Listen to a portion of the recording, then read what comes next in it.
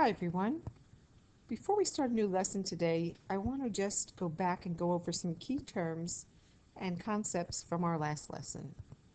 We had been talking about properties and we focused at the end of the week on the distributed property. We talked about several things, combining like terms and the distributed property. These are two key topics that we're going to need as we're going to be looking ahead at solving equations. Words to remember. The word constant. Constant is a number that doesn't have a variable attached to it, so it's just a number. 6 is a constant. But as soon as I put a variable after it, suppose I had 6x squared, that now becomes coefficient in front. So the number before is a coefficient. If it stands alone, it's a constant. In the expression 4x plus 5, I have two terms. Those two terms are 4x and 5. The 5 is a constant because there's no variable attached. The 4 is the coefficient because it comes directly before the variable. A second example. In this one I have 1, 2, 3 terms. One term is 7x squared. Another term is 6, and I always take the sign in front. If there was a negative, I would be making this a negative, and there's 1. 1 is my constant, 7 and 6 are coefficients. So now that we know a little bit about the words, let's simplify if possible. When I see parentheses and a number right before it, this is a review of our distributed property. Go ahead and multiply twice. When we're done multiplying, we're going to see if there are some like terms to combine. In my first step with distribution, I get 16x plus 20 minus 2x. My first term and my last term are like terms, so I can combine them. 16x minus 2x is 14x plus 20.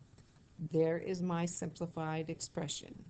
14 is a coefficient, 20 is my constant. On to problem number 2. Distribute. That will give me 24x plus 16 minus the 4. Once again, I look for like terms to simplify. This 16 minus 4 constants are like terms. I then take that down to 24x plus 12, where my constant is 12 and my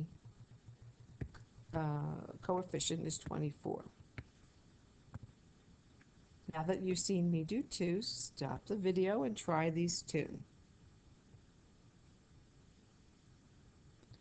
Let's see how you did. In this first one that you tried on your own, you distributed, and that's going to give you 14x minus 35 minus 5x. Again, you notice that these two terms are like terms. They have the same variable raised to the same power. So I put them together. You don't have to, but I did in this example. I then simplify by combining like terms, and there's my final simplified version.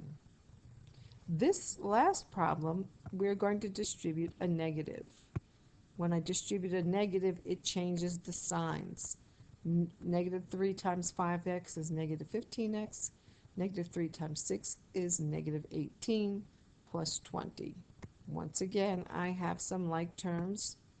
I always circle with the sign in front. That gives me a negative 15x plus 20. When I combine these two, I get 5x minus 18. In this expression, 5 is my coefficient and negative 18 is my constant. So on to equations.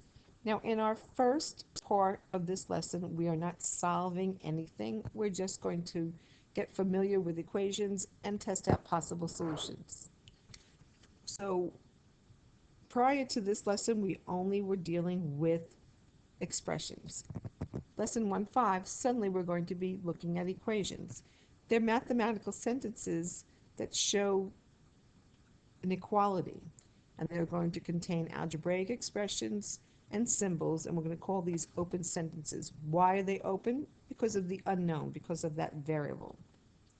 Finding a value for the variable that makes that sentence true is what we call solving. So we're going to solve an open sentence by finding the value of the variable. And generally we need to use inverse operations. But before we do, we're going to look at replacement values. And we're going to see if we can find a replacement value that makes the statement true, and that is called a solution.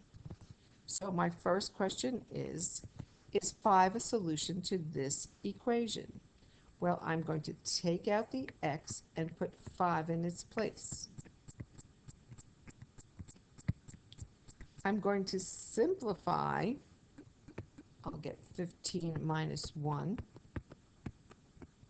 I'm going to subtract, and I get 14 equals 17, which is not true. So 14 does not equal 17. So now I'm going to draw a conclusion, and I'm going to say that 5 is not a solution.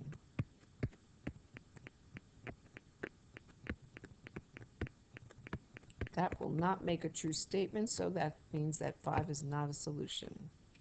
Let's see another example of this. Let's test for a possible solution. How will we do that? Here are your steps. Replace the given value into the equation and simplify. If the statement is true, then the number is a solution. I've got 5 times 5 plus 4. Does that equal 21? Well, I've got 25 plus 4. I have 29. Does not equal 21, so 5 is not a solution. Notice I didn't solve, I'm just evaluating at a given point, which we've done already. Is 6 a solution?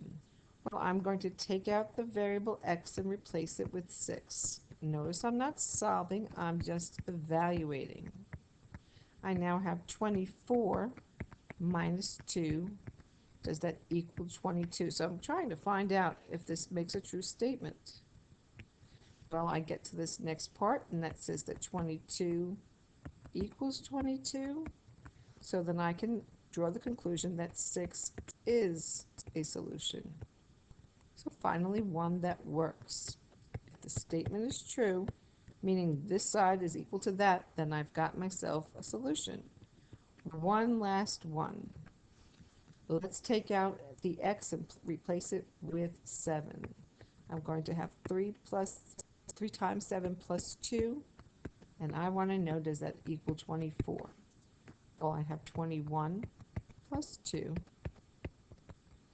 which gives me 23, and that does not equal 24, so I can make a statement that 7 is not a solution. And that's all we're going to do with equations for this lesson today. You'll get to practice, and we'll meet up again next session. Thanks for your time.